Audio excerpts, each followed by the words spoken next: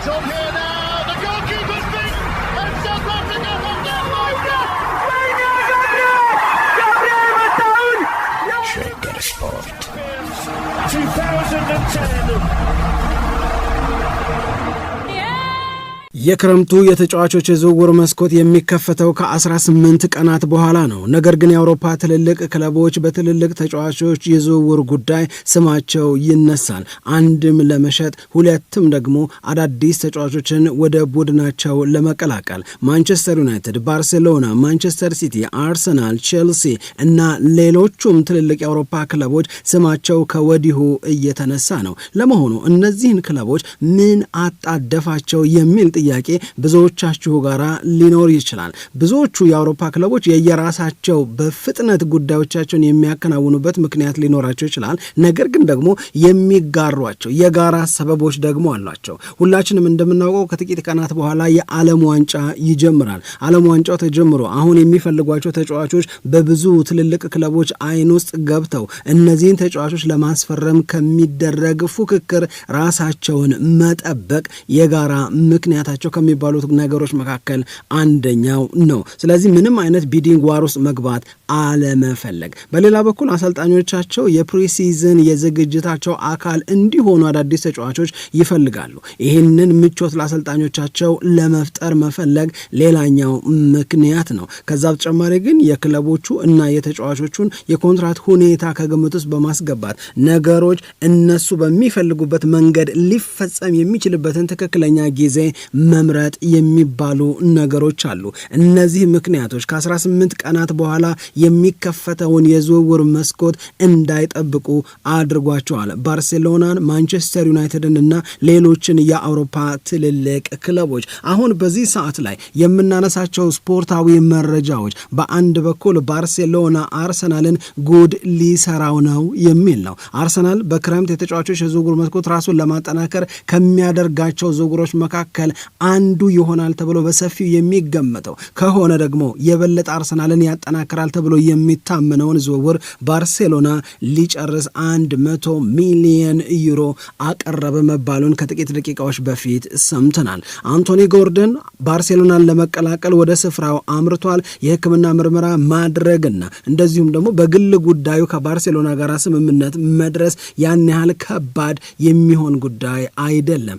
ግን የባርሴሎና ውሳኔ አንቶኒ ጎርደንን ማስፈረም ማርከስ ራሽፎርድን ጉዳይ አጠራጣሪ ወይም ጥያቄ ምልክት ውስጥ እንዲገባ ስለሚያደርገው ይህ የባርሴሎና ውሳኔ ማንቸስተር ዩናይትድን የሚጠቅም ወይስ የሚጎዳ የሚል ጥያቄ እያስነሳ ይገኛል። በሌላ በኩል የኤሊየት አንደርሰን ጉዳይ በተመለከተ በማንቸስተር ሲቲ እና በማን ዩናይትድ መካከል ያለው ፉክክር ማንቸስተር ዩናይትድን እጅ አሰጥቶታል ይላሉ ዛሬ ለንባብ የበቁ የሀገሪቱ ጋዜጦች። በእርግጥ ማንቸስተር ዩናይትድ በኤሊየት አንደርሰን ጉዳይ ተስፋ ቆርጧል ወይ? ይሄንንም እናያለን። ማንቸስተር ሲቲ እና ፔፕ ጋርዲዮላ ተለያይተዋል። ከጋርዲዮላ ስንብት በኋላ በቁጥር ቀላል የማይባሉ የሲቲ ተጫዋቾች ከክለቡ መውጣት የሚፈልጉ መሆናቸው የተነገረንም አሁን ከጥቂት ደቂቃዎች በፊት ነው። እነዚህንና ሌሎች ጉዳዮችን እያነሳን የተወሰኑ ደቂቃዎችን ከእናንተ ጋር እናሳልፋለን። ሰላም ጤና ይስጥልን፣ እንደምናላችሁ የተከበራችሁና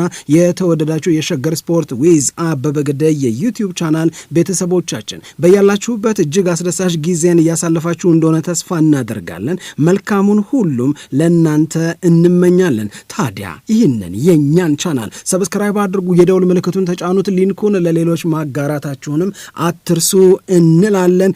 ድጋፋችሁ አበርትቶናልና ከልብ ከልብ እናመሰግናለን። የማንቸስተር ሲቲን ጉዳይ ቀዳሚ እናድርገው። ፔፕ ጋርዲዮላ ከማንቸስተር ሲቲ ጋር ተለያይቷል። ማሬስካ ቀጣዩ የማንቸስተር ሲቲ አሰልጣኝ ይሆናል ተብሎ በሰፊው እየተጠበቀ ይገኛል። የማሬስካና የማንቸስተር ሲቲ ሰዎች ድርድር እየተካሄደ ነው። ምናልባትም የ3 ዓመት ኮንትራትን ማሬስካ ለማንቸስተር ሲቲ ይፈርማል ተብሎ ይጠበቃል። በሁለቱ ወገኖች በኩል የሚደረገው ድርድር የስኬት መሆኑ እንደማይቀር የብዙዎች ግምት ነው። ነገር ግን ደግሞ ጋርዲዮላን መተካት፣ የጋርዲዮላን ኃላፊነት መረከብና ያንን ኃላፊነት በስኬት ማስቀጠል ትልቅ ፈተና ይሆናል ተብሎ ነው የሚጠበቀው ለማሬስካ በአንድም በኩል ስታንዳርዱን ከፍ አድርጎ ጋርዲዮላ ስለሰቀለው፣ በሌላ በኩል ደግሞ በማንቸስተር ሲቲ ውጤታማነት ውስጥ ጉልህ ሚና የነበራቸው ተጫዋቾች አንድም ጋርዲዮላም እያለ ጭምር ይበቃናል ከማንቸስተር ሲቲ ጋር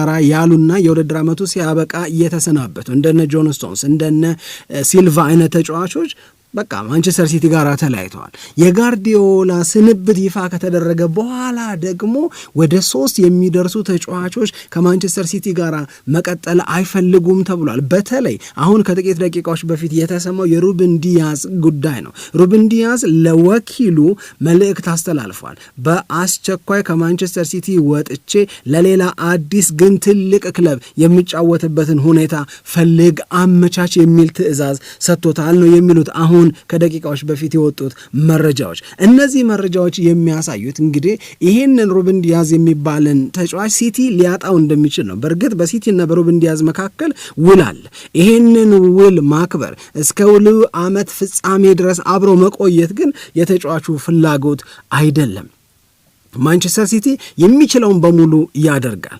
ይህንን የሚችለውን በሙሉ የሚያደርገው ግን ሩበን ዲያዝን ማሳመን እስከቻለ ድረስ ነው። ሩበን ዲያዝ ጋርዲዮላ በሌለበት በማንቸስተር ሲቲ ከመቆየት ይልቅ ወደ ሌሎች የአውሮፓ ክለቦች ሄዶ ራሱን በአዲስ ሊግ በአዲስ ፉክክር መሞከር ይፈልጋል። ይህንን ከተሰማ በኋላ እንግዲህ ስማቸው ተያይዞ የተነሱ ትልልቅ ክለቦች አሉ። አንዱ በነ አላባ መውጣት ምክንያት ክፍተት የተፈጠረበትን የነ ሮድሪ ጋርን ተኪ እንዲሆንለት የሚፈልገው ሪያል ማድሪድ ነው። ስለዚህ የ29 ዓመቱን ፖርቹጋላዊ ሩበን ዲያዝን ለመውሰድ ሪያል ማድሪድ ቀዳሚ ስማቸው የተጠሩ ክለቦች መካከል የሚገኝ ነው። ስለዚህ ሪያል ማድሪድ የሚፈልገው ከሆነ 2 ነገሮች ይነሳሉ። አንድ አስኪንግ ፕራይሱ ወይም ደግሞ ለዚህ ተጫዋች ዝውውር ማንቸስተር ሲቲ ምን ያህል ገንዘብ ሊፈልግ ይችላል። 2 የ29 ዓመት ተጫዋችን ማስፈረም እውነት ለሪያል ማድሪድ የሚስማማ እና ከሪያል ማድሪድ ባህሪና ጠባይ ጋር የሚሄድ ነው ወይ ብለው ደግሞ የሚጠይቁ ሰዎችም አሉ።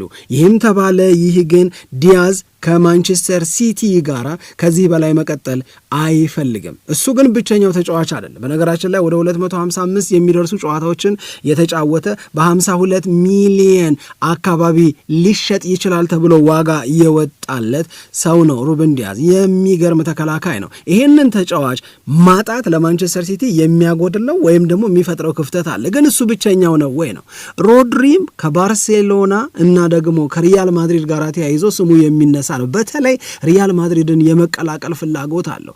እንደውም ሮድሪ ምን ብሎ ተናግሯል አሉ ለቅርብ ሰዎቹ፣ ወደ ሀገሬ ወደ ስፔን ተመልሼ መጫወትን እፈልጋለሁ የሚል ስሜት አለው። ይህንንም ስሜት አንጸባርቋል። ከቅርብ ሰዎቹ የተሰማውን ነገር ጠቅሰው ነው ሚዲያዎቹ እየተናገሩ የሚገኙት። ታዲያ ሮድሪ የሚለቅ ከሆነ ማንቸስተር ሲቲን የሪያል ማድሪድ ሰዎች ይህንን ተጫዋች ማስፈረም ይፈልጋሉ፣ ግን ፍርሃት አላቸው። ፍርሃታቸው ምንድን ነው?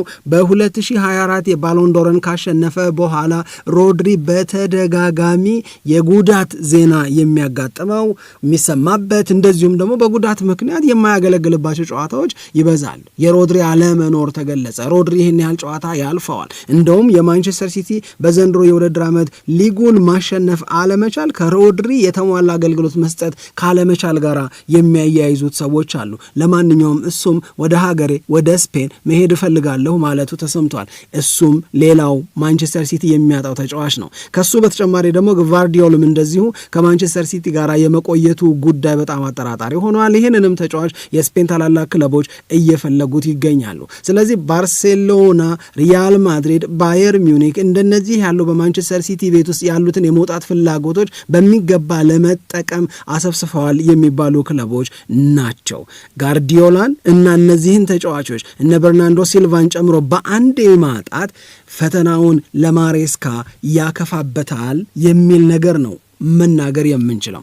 ሁለተኛው ጉዳይ አርሰናልን በተመለከተ ነው። በእርግጥ በእኔ እምነት እናረዳድ አርሰናል በዝውውር አተገባበር በዝውውር አፈጻጸም እድሜ ለአንድሪያ ቤርታ ይሁንና በጣም ጥሩ ከሚባሉ ክለቦች መካከል አንዱ ሆኗል። ያለፈውን የክረምት የተጫዋቾች የዝውውር መስኮት እና የአርሰናልን ተሳትፎ ከግምት ውስጥ አስገብተን ወደ 8 የሚደርሱ ተጫዋቾችን ለማስፈረም አርሰናል ያወጣው ወጪ 300 ሚሊዮን እንኳን አልደረሰም። ወደ 240 አካባቢ ነው ያወጣው። ያስፈረሟቸው ተጫዋቾች ደግሞ በአርሰናል የፕሪሚየር ሊግ አሸናፊነት ውስጥ ትልቅ ሚና ትልቅ ድርሻ የነበራቸው ናቸው። ለአርቴታ አማራጭ የሰጡ አማራጭ የፈጠሩ ናቸው።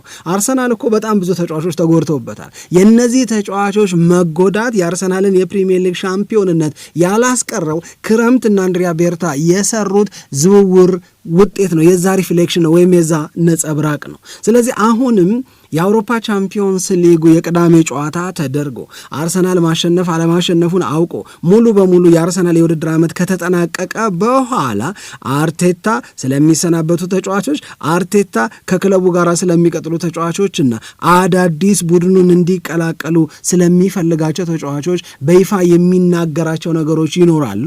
ያኔና አንድሪያ ቤርታም እገሌን አነጋገሩ እገሌን አስበዋል፣ የአርሰናል ስም ከገሌ ጋር መባሉ አይቀርም። ግን ገና ከወዲሁ ስለሚሰናበቱ ተጫዋቾች ውል ይታደስላቸዋል አይታደስላቸውም ስለሚባሉ ተጫዋቾች ምንም ባይባልም የቻምፒዮንስ ሊጉ ጨዋታ ተደርጎ ሲዝኑ ለአርሰናል አበቃ እስኪባል ድረስ ይሄ አለመባሉ በጣም ትክክል ነው የሚሆነው። ነገር ግን ከዛ በፊት ለምሳሌ ሁሊያን አልቫሬዝ አርሰናልን ሊቀላቀል የሚችልበት እድል በጣም ሰፊ ነው። አርቴታን በጣም ይፈልገዋል። አንድሪያ ቤርታም ይህንን ተጫዋች ለአርሰናል እንዲፈርም ማድረግ ይችሉበታል፣ ስራውን ያከናውናሉ ነበረ ተስፋው። ሁሊያን አልቫሬዝ አርሰናልን የሚቀላቀል ከሆነ በዘንድሮ የውድድር ዓመት ለበዛው ጊዜ ከአርሰናል የማጥቃት ከአርሰናል ከክፍት የጨዋታ እንቅስቃሴዎች የግብ ዕድል መፍጠር ከአርሰናል ከክፍት የጨዋታ እንቅስቃሴዎች በሚፈጠር የግብ ዕድል ጎል ማስቆጠር ጋር ተያይዞ ሲነሳ የነበረውን ክፍተት ለማረም ሁሊያን አልቫሬዝ በእጅጉ ያግዛል። አንድ በጣም ጎበዝ ነው፣ ሁለት የፕሪሚየር ሊግ ልምድ አለው፣ ማንቸስተር ሲቲ ቤት ተጫውቶ ያውቃል። ስለዚህ ይሄንን ተጫዋች ወደ ሰሜን ለንደን መውሰድና የአርሰናል ተጫዋች እንዲሆን ማድረግ ለሚቀጥሉት ዓመታት አርሰናል በፕሪሚየር ሊጉም ሆነ በአውሮፓ ቻምፒዮንስ ሊግ ሊቆናጠጠው ለሚያስበው የበላይነት ወይም ዶሚኔት የማድረግ ፍላጎት በሚገባ ያግዛል ነው። ይሄ የአርሰናል ደጋፊዎችን የሚያጓጓ ሆኖ ቆይቷል። ነገር ግን አሁን ከጥቂት ሰዓታት በፊት የተሰማው መረጃ ባርሴሎና ከአትሌቲኮ ማድሪድ ጋር በዚህ ተጫዋች ዝውውር እየተነጋገረ አምርሮ ጥያቄ እያቀረበ ለተጫዋቹ ዝውውር 100 ሚሊዮን ዩሮ ልክፈላችሁ እና ልጁን ልውሰድ ማለቱ ተሰምቷል። ይህንን እንደሰበር ዜና ነው እየነገሩን ያሉት። ይህንን የባርሴሎናን ጥያቄ አትሌቲኮ ማድሪድ ተቀብሎታል የሚል ነገር እስካሁን አልሰማንም። ግን አትሌቲኮ ማድሪድ ሁሊያን አልቫሬዝን ለመውሰድ የሚፈልግ ክለብ የሚስማማኝን የገንዘብ መጠን እስከሰጠኝ ድረስ እምቢ አልልም የሚል አቋም አለ። ወይም ልጁ አይሸጥም ከኔ ጋራ ነው የሚቆየው ምናምን የሚል ያለመሸጥ የሚመስል የመግደርደርም ይሁን የምር አቋም የተናገረው ነገር የለም። ሁሊያን አልቫሬዝን መሸኘት፣ እሱን ሸኝቶ ገንዘብ ማግኘት፣ ባገኘው ገንዘብ ደግሞ ለዲየጎ ሲሞኒ ቡድኑን የበለጠ ማጠናከርን ያስባል። ስለዚህ አሁን በአትሌቲኮ ማድሪድ በኩል ምናልባት ባርሴሎና ያቀረበውን 100 ሚሊዮን ዩሮ የዝውውር ጥያቄ አለመቀበል ሊኖር ይችላል። ማለት ዝውውሩ አይከናወንም ማለት አይደለም። ገንዘብ ትንሽ ጨምሩ፣ ሁሊያን አልቫሬዝ አሁን ከጠቀሳችሁት ገንዘብ በላይ ያወጣል አይነት አቋም ነው። ስለዚህ የአርሰናልን ፍላጎት ባርሴሎና ጉድ ሊሰራው ነው ወይም ሊያጨናግፈው ነው የሚመስለው። የአርሰናልን ምኞት ባርሴሎና ከወሰደው አርሰናል ሌሎች አማራጮችን ለማየት ይገደዳል ማለት ነው። ግን ሁሊያን አልቫሬዝም እዛው በላሊጋው እዛው ለባርሴሎና መጫወትን የበለጠ ይመርጣል የሚሉ መረጃዎች ወጥተዋል። አንድሪያ ቤርታ የሚሰሩት ስራ እናም ደግሞ ለማሳመን የሚሄዱት ርቀት በጉጉት ይጠበቃል። በሌላ በኩል አንቶኒ ጎርደን ወደ ባርሴሎና የሚያደርገውን ዝውውር ለማጠናቀቅ ዛሬ አውሮፕላን ተሳፍሮ ሲሄድ ወደ ባርሴሎና ከተማ ጉዞ ሲያደርግ የሚያሳዩ መረጃዎች ወጥተዋል። በቃ የዚህ ተጫዋች ዝውውር ያልቃል፣ የሕክምና ምርመራውን ማድረግ ነው እንጂ በግል ጉዳዩ ዙሪያ ያን ያህል ለስምምነት የሚቸግር ነገር ያጋጥማል ተብሎ አይጠበቅም። ስለዚህ አንቶኒ ጎርደንን በ63.9 ሚሊዮን ፓውንድ ባርሴሎና የራሱ ሊያደርገው ነው ሲባል ወይም በዩሮ ከሆነ 80 ሚሊዮን ዩሮ ሊከፍል ተስማማ ሲባል አብሮ የተነሱት ነገሮች ይሄ የባርሴሎና ውሳኔ ለማንቸስተር ዩናይትድ ትርጉሙ ምንድነው የሚል። ማንቸስተር ዩናይትድ እና ባርሴሎና ስምምነት አላቸው። ስምምነታቸው በተጠናቀቀው የውድድር ዓመት ባርሴሎና ማርከስ ራሽፎርድን እንዲጠቀም ማርከስ ራሽፎርድን ከወደደው 26 ሚሊዮን ፓውንድ ወይም 30 ሚሊዮን ዩሮ ከፍሎ እንዲወስደው እድል የሚሰጥ ስምምነት አላቸው። ይህንን ስምምነታቸውን ግን ባርሴሎና መጠቀም የሚችለው እስከ ጁን 15 ድረስ ነው። ከጁን 15 ድረስ ከተጠቀመበት ባርሴሎና መብቱ ነው።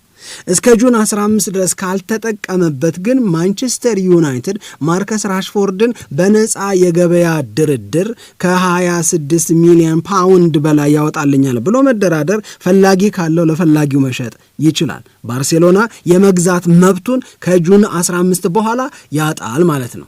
አሁን አንቶኒ ጎርደንን አስፈርሞ እንደገና የማርከስ ራሽፎርድን የመግዣ ዋጋ አክቲቬት አድርጎ እሱንም የቡድኑ አካል ያደርጋል ወይ? አንዱ ጥያቄ እሱ ነው። ሁለተኛው ጥያቄ ይህንን ማድረግ ለባርሴሎና ያዋጣል ወይ?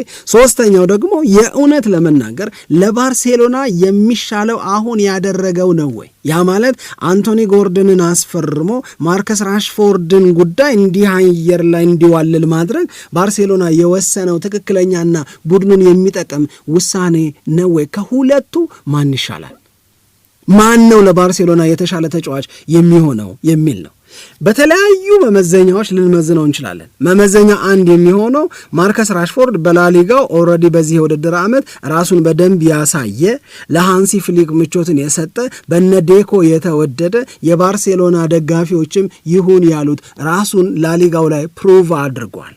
አንቶኒ ጎርደን ገና ያንን ማድረግ ይጠበቅበታል። ስለዚህ ያዩት፣ አቅሙን የፈተሹት፣ አቅሙን እና ውጤታማነቱን ያጣጣሙት ማርከስ ራሽፎርድ አለ። የመጀመሪያው ማነጻጸሪያ እሱ ነው። የአንቶኒ ጎርደን ግን ገና ምንም የታየው ነገር የለም። የእግር ኳስ አቅሙን በተመለከተ በኒውካስል ቤት የእግር ኳስ አቅሙን በተመለከተ ኤቨርተን እያለ የምናውቀውን በተመለከተ ነው ሊናገሩ የሚችሉት። ላሊጋው ላይ ይህንን ውጤታማነትና ይህንን ጉብዝና ይዞ መቀጠል ይችላሉ? ግን ይሄ ለሁሉም ጥያቄ ነው። ሁለተኛው የሚሆነው ነገር እነዚህን ተጫዋቾች የራስ ለማድረግ ባርሴሎና መክፈል የሚጠበቅበት ዋጋ ነው። ማርከስ ራሽፎርድን የራሱ ማድረግ የፈለገና የወሰነ እንደሆነ 26 ሚሊዮን ፓውንድ ነው። ለአንቶኒ ጎርደን ግን 63.9 ሚሊዮን ፓውንድ ነው። በሁለቱ ተጫዋቾች ዋጋ መካከል እጅግ በጣም ሰፊ ልዩነት አለ። በጣም ሰፊ የሚባል ልዩነት ነው። ይሄንን ሰፊ ልዩነት ምን አመጣው? ይህንን ሰፊ ልዩነት ለምሳሌ ዕድሜ እንዳንል አንቶኒ ጎርደን 25 ዓመቱ ነው፣ ማርከስ ራሽፎርድ 28 ዓመቱ ነው።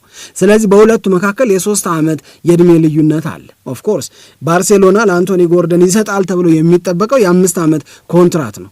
በእነዚህ 5 ዓመታቱ 30 ዓመት ይሆነዋል። አንዴ መሃል ላይ ወይ 28 ወይ 29 ያለ ልሽጥ ቢል ሸጦ የተወሰነ ገንዘብን ሊያገኝ ይችላል ነው። ለማርከስ ራሽፎርድ ይሄ ድል የለም።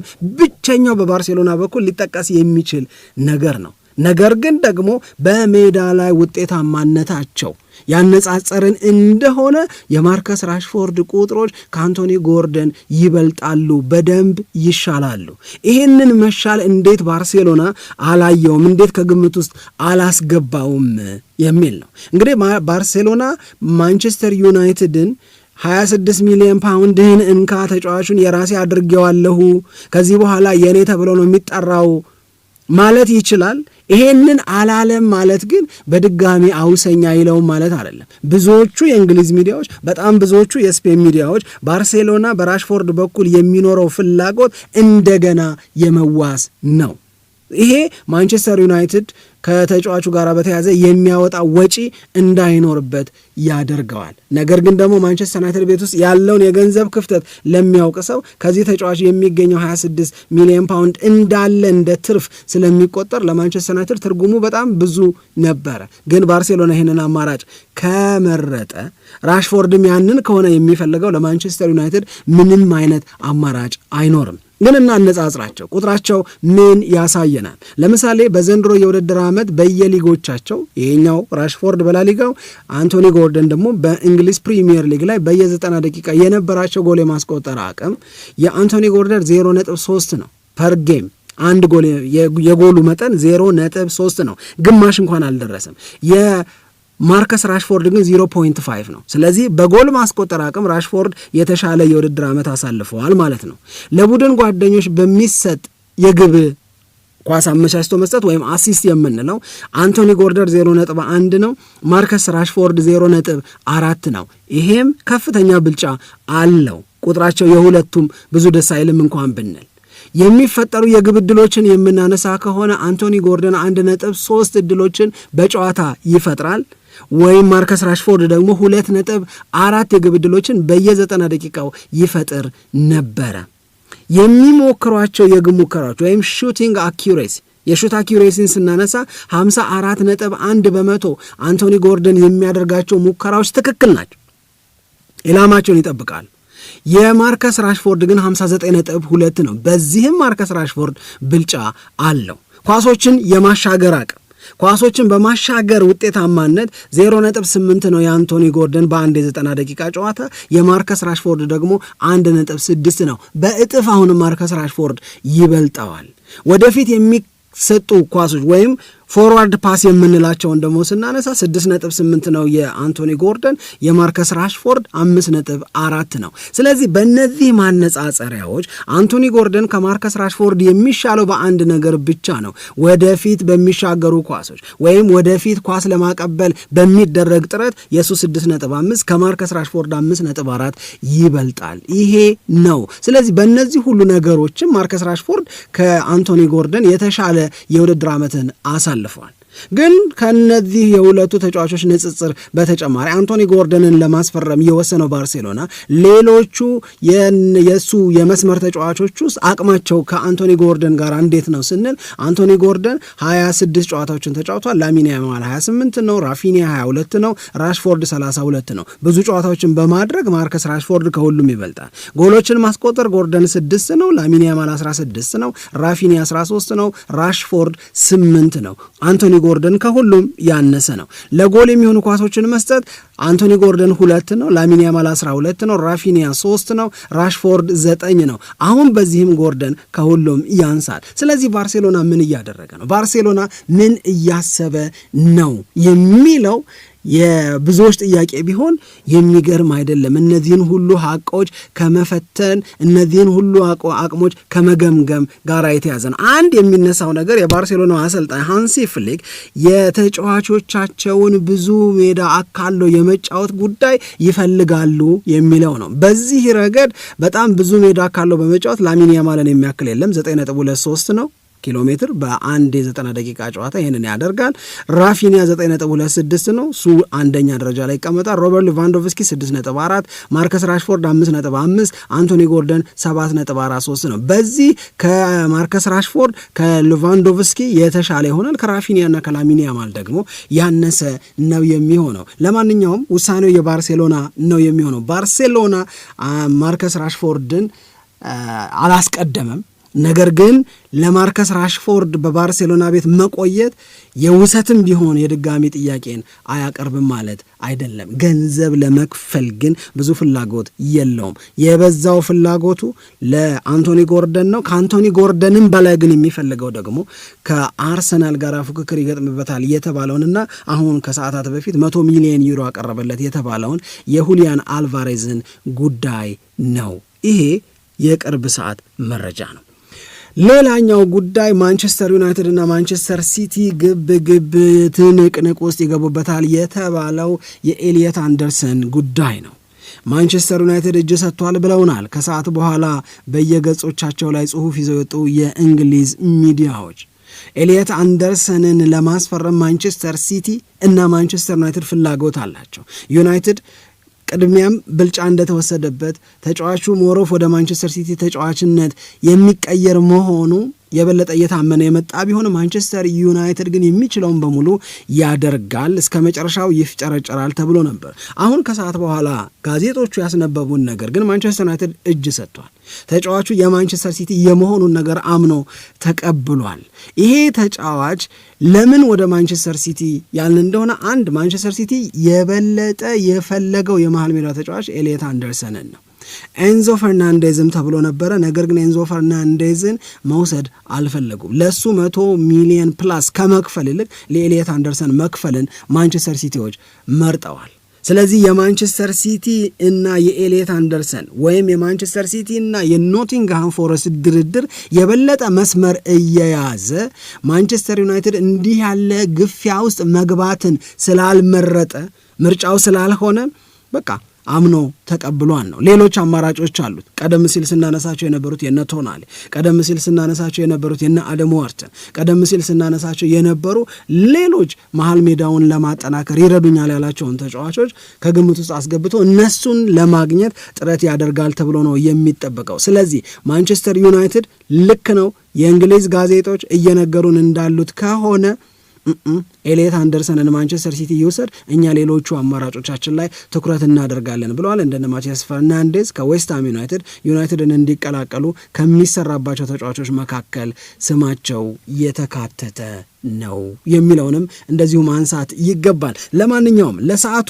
እነዚህ ናቸው ከዝውውሩ ጉዳይ ጋር በዋናነት ተያይዘው የሚነሱት። ደግሞ ማለዳ 12 ሰዓት ሲሆን ዳግም አዳዲስ የምንላቸውን መረጃዎች ይዘን ወደ እናንተ እንመጣለን። ስንመጣ እንዳናጣችሁ ይህንን የእኛን ቻናል ሰብስክራይብ አድርጉት፣ በቤተሰብነት ተቀላቀሉ፣ የደውል ምልክቱንም ተጫኑት። ድጋፋችሁ አበርትቶናልና ምስጋናችንን እንኩ። ከዛም በተጨማሪ በያላችሁበት ሰላም ለእናንተ ይሁን። ኢትዮጵያ ለዘለዓለም ትኖር።